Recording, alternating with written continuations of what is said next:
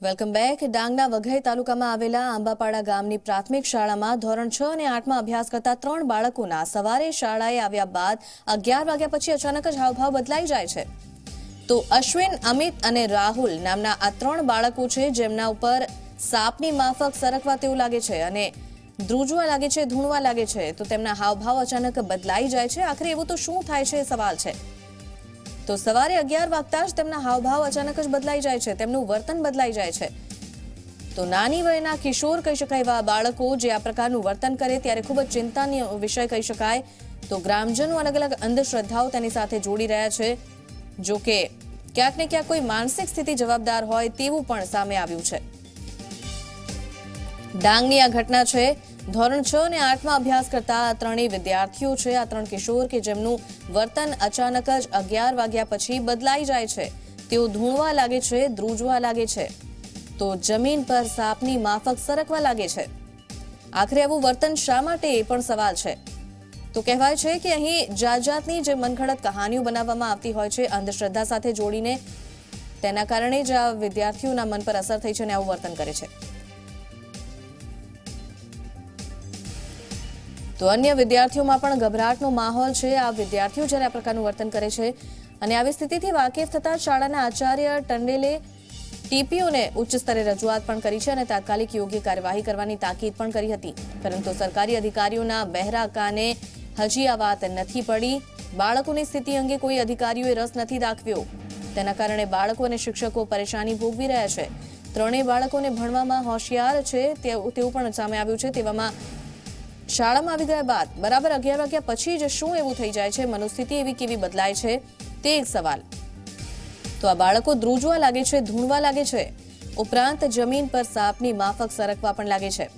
આ બાળકો દેવ છે તેવું પણ કહેવા લાગ્યા છે હવે ગ્રામજનો। તો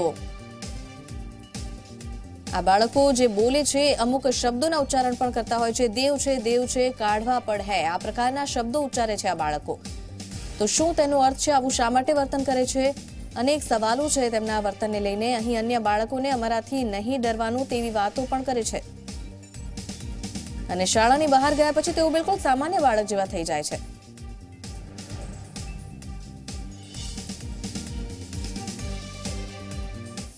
કિરીટ શાહ રેશનાલિસ્ટ આપણી સાથે જોડાઈ ગયા છે। કિરીટભાઈ, જે રીતનું વર્તન આ વિદ્યાર્થીઓ કરે છે, બરાબર 11 વાગ્યા પછી જ વર્તન બદલાય, શાળાથી નીકળતા પાછા બિલકુલ સામાન્ય બાળકો જેવા થઈ જાય, શું કારણ હોઈ શકે?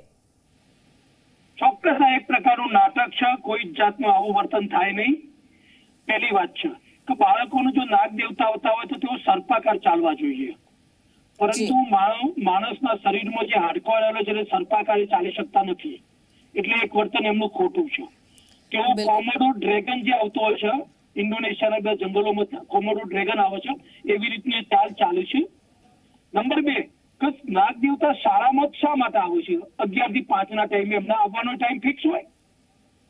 બિલકુલ અનેક સવાલો છે, પરંતુ કહી શકાય કે આ કિશોરોની ઉંમર પણ ખૂબ નાની છે, ત્યારે આ પ્રકારનું નાટક શું કરી શકે આટલી વયના યુવકો? ચોક્કસ કરી શકે। અત્યારના નાના કિશોરો 10 વર્ષની ઉંમરથી જ પુખ્ત થઈ જાય છે અને એમના મગજમાં આવી એક એન્ટ્રી નાખી દેવામાં આવતી હોય, અથવા એ નાગ દેવતા અથવા ગોગાદેવના મંદિરમાં જતા હોય અને આવી એન્ટ્રી એમના મગજમાં થઈ ગઈ હોય, એટલે તેઓ આ વર્તન કરી શકે। કિરીટભાઈ, એટલે કહી શકાય કે અંધશ્રદ્ધાના કારણે જે વાર્તાઓ ઉપજાવવામાં આવે છે એની ક્યાંક માનસિક અસર થઈ છે આ બાળકોને? ચોક્કસ વાત છે, એની એ જ અસર છે અને ભવિષ્યમાં આવી અસર જો એમના મગજ ઉપર રહે તો એ સાયકિયાટ્રિક એટલે કે માનસિક રોગી પણ બની શકે છે।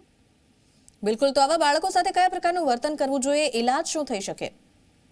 ચોક્કસ બાળકોને સમજાવવું જોઈએ કે આવા કોઈ નાગ દેવતા શરીરમાં આવે નહીં અને તમારું વર્તન તમે નોર્મલ કરી દો। આ બધું તમે ખોટું પ્રસિદ્ધિ મેળવવા માટે જે કરી રહ્યા છો એ ભવિષ્યમાં તમને ખૂબ નુકસાન કરે તેવું છે અને આ વર્તન તમે છોડી દો। બિલકુલ, અને આ 3 બાળકોને જ આવું થાય છે, અન્ય વિદ્યાર્થીઓને નથી થતું, એ પણ એક સવાલ છે। ચોક્કસ વાત છે, એ 3 બાળકો સુપેરિયોરિટી કોમ્પ્લેક્સથી પીડાઈ અને પોતે કંઈક છે એવું બતાવવા માટે આવું વર્તન કરી રહ્યા છે, થતું નથી, એ પોતે વર્તન આવું કરી રહ્યા છે। બિલકુલ, એટલે આવી બાબત સામાન્ય છે, આ મનોવિજ્ઞાનની રીતે જોઈએ તો આવું ઘણા લોકોમાં થતું હોય છે, એમ આપ કહી શકો?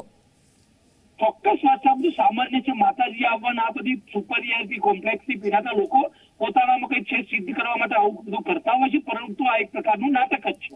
એટલે પોતાનું અટેન્શન લોકોનું મેળવવા માટે આ પ્રકારનું વર્તન કરતા હોય તેવું બની શકે. ચોક્કસ પોતાના તરફ લોકોનું ધ્યાન દોરવા માટે, પોતાના તરફ એટેન્શન દોરવા માટે જ આવું વર્તન કરતા હોય છે. બિલકુલ. એટલે આ પ્રકારના વિદ્યાર્થીઓને શું મનોચિકિત્સકની જરૂર ખરી? કોઈ એવો માનસિક તેમને ઇલાજ પ્રાપ્ત થાય તે માટેની જરૂર ખરી? ના, અમને સામાન્ય રીતે તમે શાંતિથી બેસીને શિક્ષકો જો સમજાવો ને કે ભાઈ આવું કશું હોતું નથી અને તમારું વર્તન તમે નોર્મલ કરી દે તો સામાન્યપણે આ બધું નોર્મલ થઈ જતું હોય છે. મારા ઘણા બધા કેસોમાં મેં આવી રીતે સમજાવટથી એકદમ નોર્મલ માણસ થઈ જતા હોય છે. બિલકુલ. અને અંધશ્રદ્ધા સાથે જે લોકો આને જોડતા હોય છે એમને આપ શું કહેવા માંગશો? એક સંદેશો મીડિયા મારફતે આપવા માંગો તો? ચોક્કસ આવી બધી અંધશ્રદ્ધા ફેલાવી સમાજને ગુમરાહ કરશો નહીં. આના નાના ફૂલો છે, એમના મગજમાં આવી કોઈ પણ જાતની નાગ દેવતા કે ભગવાન કે દેવ કે વાયરો કે પવન કે ગુરુ આવી બધી ગાળશો નહીં. એમનું સ્વસ્થ મનથી અને સ્વસ્થ ચિત્તે જીવવાનું વિચારવાનું.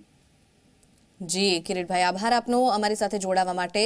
તો કિરીટ શાહ રેશનાલિસ્ટ જેમનું કહેવું છે કે આ પ્રકારનું વર્તન બાળકો એટલા માટે કરે કારણ કે તેમના મન પર ઊંડી અસર થઈ હોય કોઈ વાતોની, કોઈ અંધશ્રદ્ધાને લઈને જે મનગઢત વાતો કરવામાં આવતી હોય છે. બાળકોના મન પર તેની ખૂબ જ અસર ઊંડી થઈ જતી હોય છે. તેઓ આ વાતને એટલી હદે સાચી માની લે છે કે તેમનું મન એ પ્રકારે વર્તન કરવા લાગે છે અને તેના કારણે જ આ પ્રકારનું વર્તન હોઈ શકે. તો કોઈ પણ અંધશ્રદ્ધા નથી તેવું કહેવું છે રેશનાલિસ્ટનું. અને તેમનું કહેવું છે કે નાગ દેવતા આવવા કે માતાજી આવવા આ પ્રકારની જે અંધશ્રદ્ધાઓની વાતો છે તે માત્ર ને માત્ર મનની કહાની કહી શકાય, મનગઢત કહાની. અને તે પ્રમાણે મન વર્તવા લાગે છે જ્યારે મન એ વાતને એટલી હદે સ્વીકારી લે છે. એટલે એક માનસિક બીમારી જ કહી શકાય આને, જેનો સમજાવટથી ઉકેલ આવી શકે અને જો તેમ ન થાય તો મનોચિકિત્સકની મદદ પણ લેવી પડે. પરંતુ આ કોઈ જ અંધશ્રદ્ધા નથી અને કોઈ પણ એવી કોઈ વાત નથી કે અહીં નાગ દેવતા આવે છે કે અન્ય જે રીતે ગામના લોકો અફવાઓ ફેલાવી રહ્યા છે, અંધશ્રદ્ધા સાથે આ ઘટનાને જોડી રહ્યા છે, તે બિલકુલ અયોગ્ય છે. તો આ બાળકોને મનોચિકિત્સકની જરૂર છે, તેમને સમજાવટની જરૂર છે.